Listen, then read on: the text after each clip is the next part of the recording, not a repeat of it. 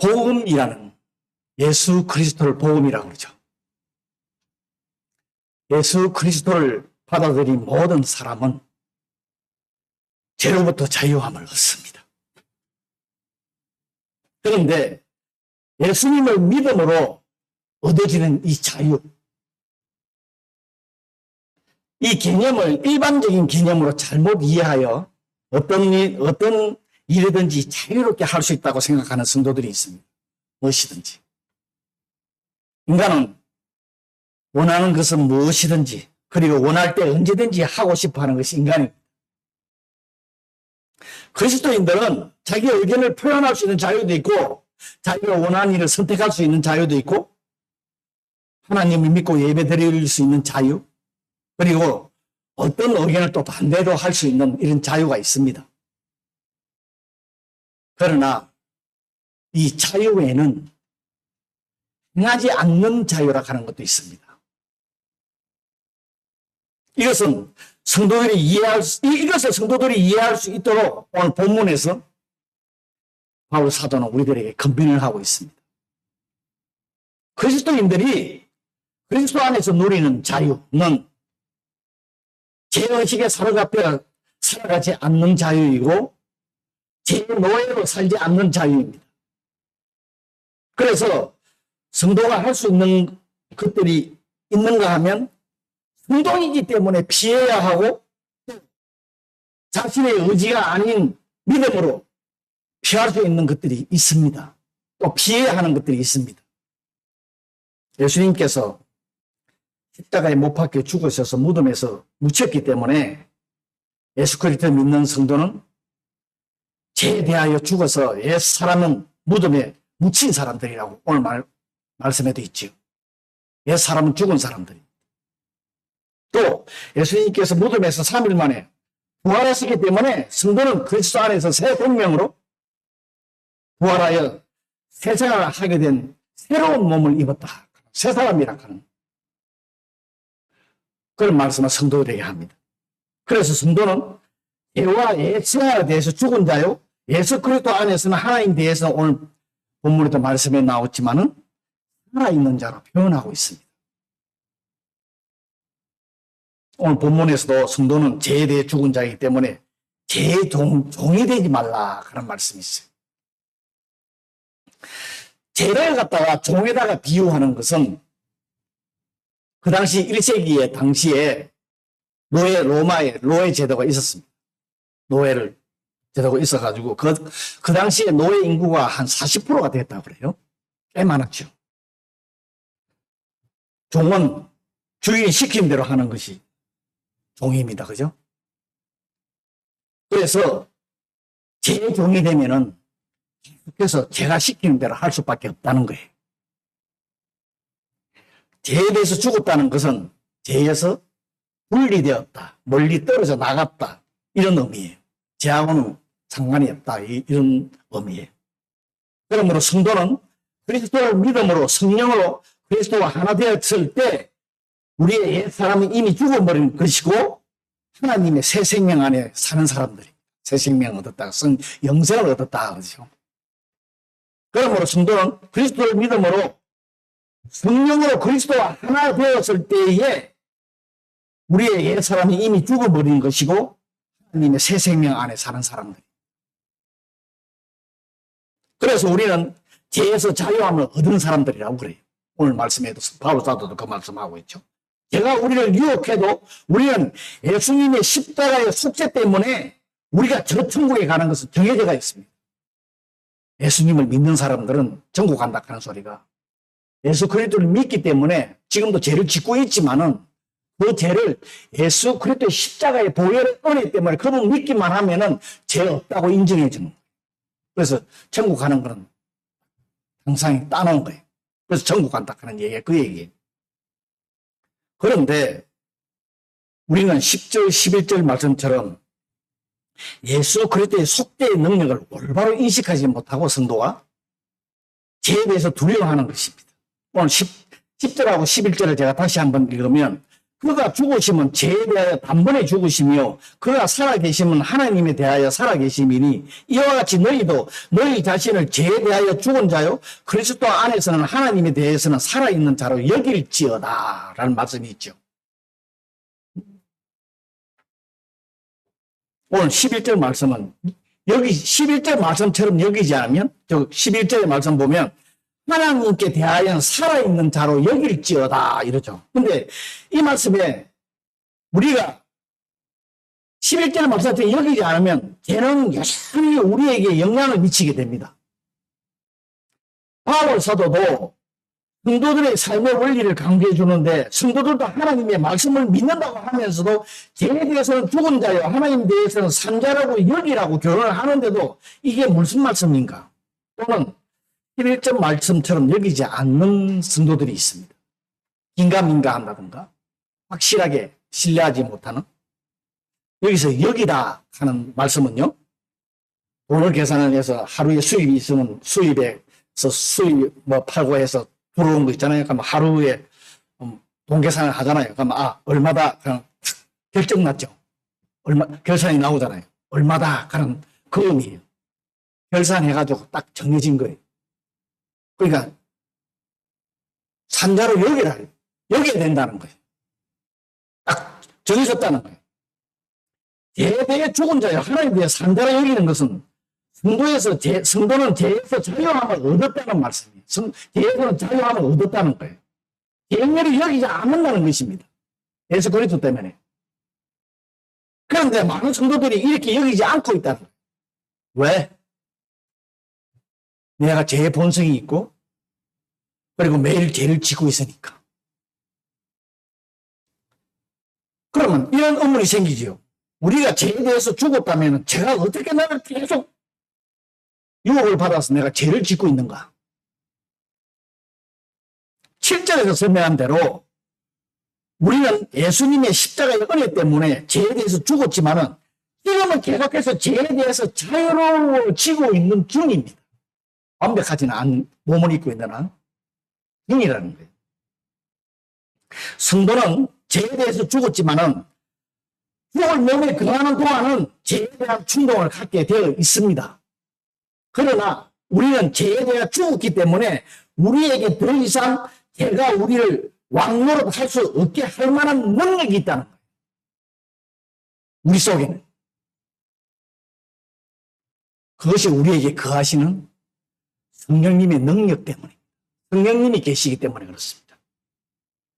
우리는 종말의 때에 성령님 때문에 심판을 받는 것이 아니라 천국 백성으로 인정을 받습니다.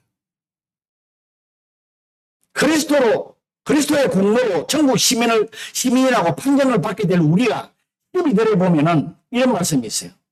내가 너희 죽을 몸을 지배하지 못하게 하라는 것입니다.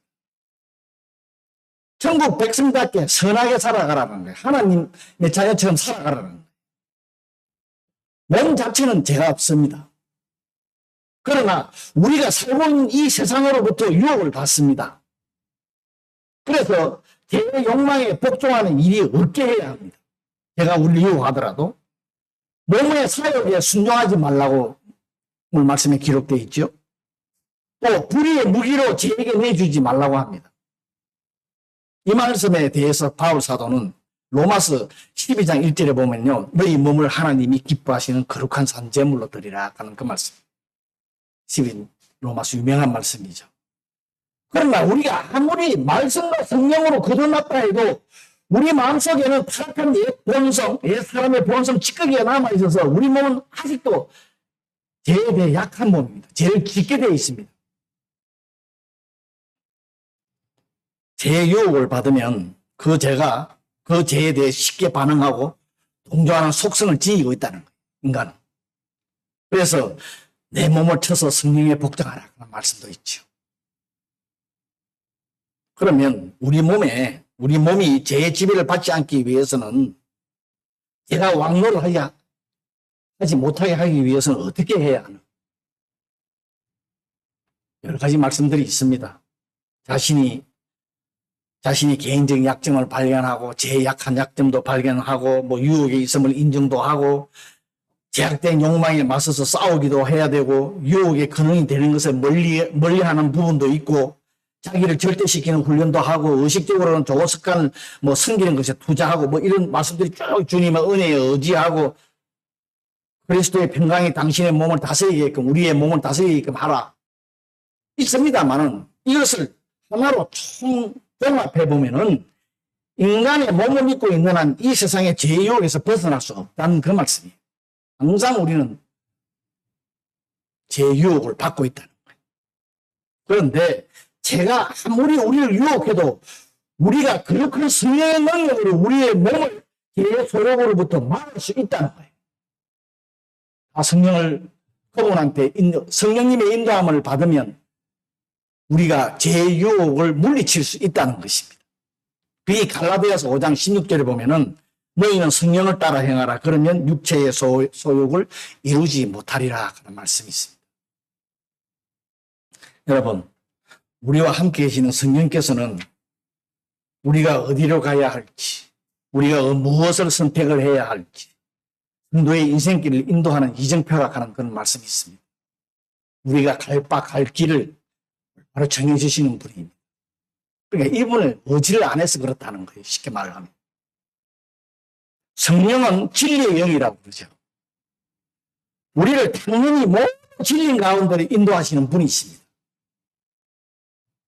그래서 성령을 보혜사라고 말씀하지요. 잘 알고 있습니다.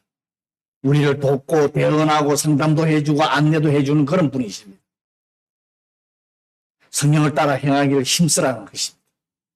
그러면 제 유혹을 이길 수 있다는 거예요. 진리는 우리가 조금 전에도 찬양을 했지만은 예수 그리스도를 말합니다.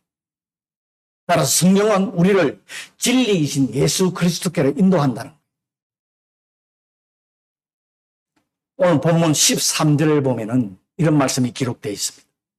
우리의 무기와 의의 무기라 하는 말씀이 병기라고 이렇게 번역된 우리의 병기, 의의 병기라고 번역된 것도 있는데 무기와 병기는 전쟁할 때 필요한 거죠. 우리의 몸은 영적인 무기라는 거예요. 우리의 무기로 제게 사용되지 말고 의의 무기로 자기 몸을 당연히 하나님께 드리라는 거예요. 그런데요, 우리 마음과 지체는 선과 악이라는 이 다른 법이 있습니다. 치열한 전쟁을 하고 있다고 바울 사도도 고백을 하고 있어요. 자기 마음에 다른 법이 하나가 있다. 그것이 로마서 7장 21절부터 24절까지 기록되어 있어요. 제가 지금 다 읽지는 않겠는데 나중에 한번 봐보세요. 우리의 마음에는 성령의 법이 있고 또 제 법이 다른 법이 하나 있다. 사도 바울이 고백한 것을 보면 우리가 핑계로 이용할 수 있는 성도들도 있습니다. 수없이 내가 내 몸에 다른 법이 하나, 인간의 욕망이 하나 있어서 내가 얘를 계속 짓는다고 이걸 갖다가 몸 끊고 있다 하는 이런 얘기들을 하는데 그건 사실 핑계입니다. 선을 행하기를 원하지만 그때마다 자신의 발목을 잡는다고. 그래서 할 수 없이 죄를 짓는다고. 이것은 우리가 불의의 병기로 사용되는 것입니다. 물론 영과 유의 내적인 싸움은 우리 안에 날 일어나는 싸움이 항상 일어납니다. 그리고 이 싸움에서 승리를 하는 것은 결코 쉽지 않아요. 이 세상 살아가다 보면. 그러나 하나님께서는 우리가 영적인 싸움터로 나가는데 우리의 힘으로는 죄와 싸워서 이길 수 없으니까 우리에게 잘 아는 전신갑주락하는 것을 입으라고 우리한테 말씀해 주셨습니다. 에베소서 6장에 보면 기록되어 있죠. 성령의 능력으로 이길 수 있다는 거예요. 물리칠 수 있다는 거예요. 성령의 힘을 입으면은 우리 안에서 벌어지고 있는 영적 전쟁에서 승리할 수 있습니다, 여러분. 여러분 자신 한번 잘 생각해 보시기 바랍니다. 어떻게 승리하느냐 하면은 14절에 보면은 우리는 법 아래에 있지 아니하고 은혜 아래에 있기 때문에 법과 은혜를 한 말씀 나오죠. 여기서 대한 설명이 15절부터 마지막 23절까지 있습니다. 제가 오늘 말씀이 길어서 다 읽지는 않았는데 무슨 말씀인가 하면은 우리는 구약시대의 사람처럼 율법의 요구 아래 있지 않다는 거예요. 이거 안 하면 안 된다, 이거 안 하면 못 받는다, 이거 해야 된다, 저거 해야 된다, 이런 식으로 안 돼 있다는 거예요. 우리의 지금의 삶은 예수 그리스도 때문에. 우리의 율법의 요구 체계, 너무나 완벽하게 지켜왔던 의식법 아래 있지 않다는 거예요, 우리는. 그리고 율법의 요구에 미치지 못할지 모른다는 이 두려움 아래도 있지 않다는 거예요. 예수 그리스도만 믿으라는 거예요. 성도는 예수 그리스도를 통하여 정죄와 심판의 법 아래 있지 않고 은혜 아래 있다. 예수님이 십자가의 보혈에, 십자가에서 달려주신 그 속죄의 그 능력이 그만큼 크다는 거예요. 성도가 하나님의 은혜 안에 있다는 것. 예수 그리스도를 믿음으로 과거의 죄, 현재의 죄, 미래의 죄, 모든 죄를 용서받는 거예요. 이거를 인정을 안 하는 분들이 굉장히 많아. 아직도 죄를 짓고 있는데 이런다니까. 마지막 심판 때에 정죄를 받지 아니하고 하나님 나라의 영광을 구할 수 있습니다. 예수 그리스도를 온전히 믿는 사람, 십자가의 보혈을 믿는 사람. 하나님께서 예수 그리스도의 속죄의 은혜를 성도에게 주신 것은 거저 주신 은혜이죠. 이 은혜가 얼마나 큰지 모릅니다. 여러분 오늘 얼마나 큰지를 느끼고 계시는지 모르겠네요. 우리의 일상 삶에서 이 은혜에 감사해서 살아가야 돼요. 엄청난 큰 은혜입니다. 두고 보지 않았으면 몰라요. 우리가 영생하도록 기반이 되는 은혜이고 천하보다 더 귀하게 하나님의 은혜로 죄에서 자유함을 누림으로 은혜에 합당한 행동과 삶을 살아가셔야 돼요. 누리면서 살아야 돼요. 그렇다고 오늘 말씀도 비롯돼요. 성도가 하나님의 은혜 아래 있다고 해서 일상삶 속에서 죄를 지어도 된다는 것 절대 아닙니다. 물론 가서 해결을 하면 죄용서는 받지만은 그러면 죄의 종에 속한다는 거예요. 이 세상 살아가는 거. 그렇게 살면 안 된다. 어찌하든지 죄를 멀리하고 은혜에 합당한, 즉 예수 그리스도를 닮아가는 그런 삶을 살아가는 거예요. 그 삶을 살아야 되는 게 우리 성도라는 것입니다. 그리고 죄를 지은 것이 있으면 즉시 회개하라. 그러면 깨끗하게 용서해 준다는 그 정도로 이 십자가에서 우리를 위해서 돌아가신 예수님의 그 속죄의 은혜가 크다는 거예요. 그걸 우리들이 인식을 하면서 이 세상 힘든 이 세상에 기쁨 가지고 천국 소망 가지고 살아가라. 또 성도가 하나님의 은혜 아래 있다는 것은 하나님께서 그 은혜를 주신 또 목적이 있습니다. 그냥 중격 그저 주지만은 목적이 있다. 그 은혜에 합당한 삶이 뭐냐? 하나님 나라의 열매를 맺는 거예요. 성령의 열매를 갖는 것이 있죠. 전도의 열매를 맺는 거예요. 주위 사람한테 전해야 됩니다. 이 은혜를, 이 사랑을 여러분 전해야 됩니다. 우리는 원래 죄의 종이었습니다. 그래서 자유함이 없었어요. 죄에 항상 얽매여 있었어요. 제가 시킨 대로 했습니다. 그러나 이제는 예수 그리스도를 통해서 의의 종이 됐다. 은혜의 종이 되었다. 죄에서 자유함 완전히 벗어나왔습니다. 예수 그리스도 때문에. 그러면 성도는 이 자유를 마음껏 누려야 합니다. 그리고 이 자유함으로 하나님을 또 자유롭게 섬기라고 또 준 자유이기도 합니다. 예배도 잘 마음껏 드리고 찬양도 오늘 열심히 우리 찬양했지만 하나님 마음껏 찬양하고 이런 자유함. 성도가 죄에서 자유함을 누리는 데는 하나님을 섬기는 의무도 있습니다. 하나님을 열심히 섬기라, 올바로 섬기라. 성도의 자유는 하나님께서 그리스도의 피값을 치르고 얻은 자유입니다. 그래서 성도는 죄의 무기로 사용되지 않도록 의의 무기로만 사용될 수 있도록 여러분 최선을 다하셔야 된다는 거예요. 여러분 죄의 종과 의의 종은 이 세상의 마지막에 드러납니다. 그 결과는 예수 그리스도가 기준이 되어서 사망과 영생으로 믿지 않는 사람과 갈라지게 되어 있어요. 예수 그리스도를 믿는 자들은 그 속에 거하시는 우리 성령을 통해서 제일 딱 인정함을 받아서 영원한 천국의 시민으로 인정받습니다. 이게 얼마나 감사합니까? 여기에 대한 합당한 삶을 사는. 그래서 평상시 세상에 살아가면서 죄의 종이 되지 말고 죄의 유혹에 넘어가지 말고 아무리나 자기가 내가 죄의 종에 넘어갔다 가는 거예요. 또 한 번씩 또 이끌려가는 사람들도 있어요.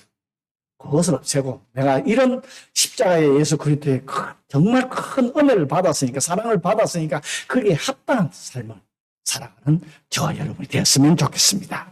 잠시 우리 기도합니다. 오늘 말씀 생각하면서 내가 정말 의의 종으로 올바로 살아가고 있는지 여러분 혹시 죄의 종으로 살아가고 있으면 회개하시고 앞으로는 의의 종으로 살아갈 수 있게끔 많은 열매를 맺을 수 있게끔 기도하시기 바랍니다.